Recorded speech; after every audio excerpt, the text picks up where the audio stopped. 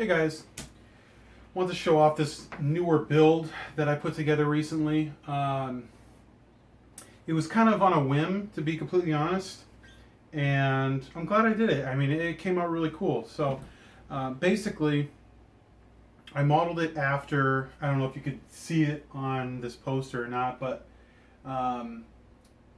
it's like a custom shop Cyclone is what is shown up there. That Tom DeLonge had sold a couple years ago. It was from the Fender custom shop, and they basically just made it for him on a whim. And I always thought it'd be cool to do a similar sort of build, but never really got around to it.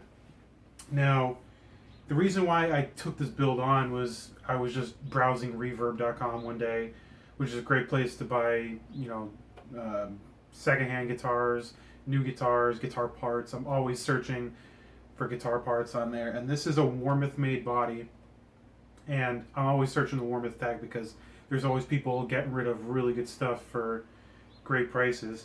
And so I got this with the bridge and a pickguard I didn't use, and then this bridge plate for a pretty decent price. And I knew that I could do something really cool with it. I already had this Invader. This is a neck Invader. I had that lying around because I took it out of my Strat. The Strat has a Gibson humbucker in there right now that I'm really actually enjoying a lot. So I figured I'd throw this in here and see how it goes. And I'm digging the tone. I mean, it's basically what you'd expect. And I really like that it has a tone knob. Although the tone knob on this is kind of weird. I mean, I don't do a lot of stuff with tone knobs. And I think the capacitor I used might have been just kind of a little weird one, because when you're playing and you roll that tone knob off,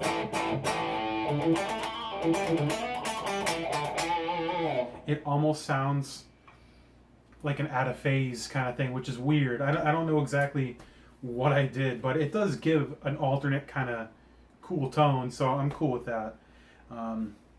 The neck is used. It does have a couple little dings on the back, but it's nothing too crazy. It's from a 2016 Fender Mustang, like one of the made in Mexico ones, but it's before they stopped using rosewood, so it's got the rosewood board on there, which I'm really happy about. It's got your standard Fender tuners, which are fine. I ended up using the new Burley Slinkies by Ernie Ball. It starts with an 11 for the small string and up to a 52. And I knew I was going to want to use 11s, but I really felt like just jumping up the next step instead of like a 48, going up to that 52 like I would use on a Gibson. And it really lends itself nicely to the 24-inch scale on here. Other than that, tons of people ask me where I get these pickguards. 99% of the time, I get my pickguards from Warmoth.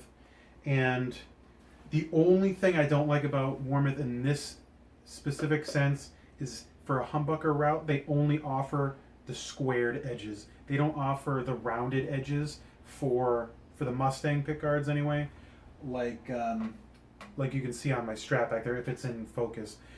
When you're using an uncovered pickup, it's nice to have those tighter, rounder edges. It gives it kind of a cleaner look. But you know what? It is what it is. It still looks really cool, and you can't really go wrong with a nice pearl on the graffiti yellow finish there. The only other thing I want to talk about is the bridge is a Tornado bridge, and the Fender Tornado was started in '98, I believe, and it was actually a Gibson scale length. It was like a 24 3/4 scale length. But we don't want to say Gibson. We want to play authentic. Don't forget about that.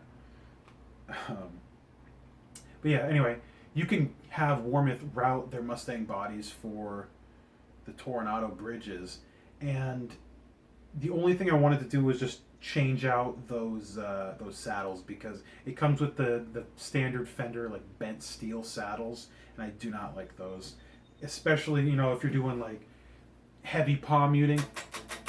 It's pretty uncomfortable on your hands, so I always get rid of those. I don't like them. And these were just some saddles I ended up getting from Guitar Center one day. And the only thing you really have to pay attention to is making sure you're getting either a narrow spaced or a wide spaced set. And I believe this was the narrow spaced set. I'm pretty sure.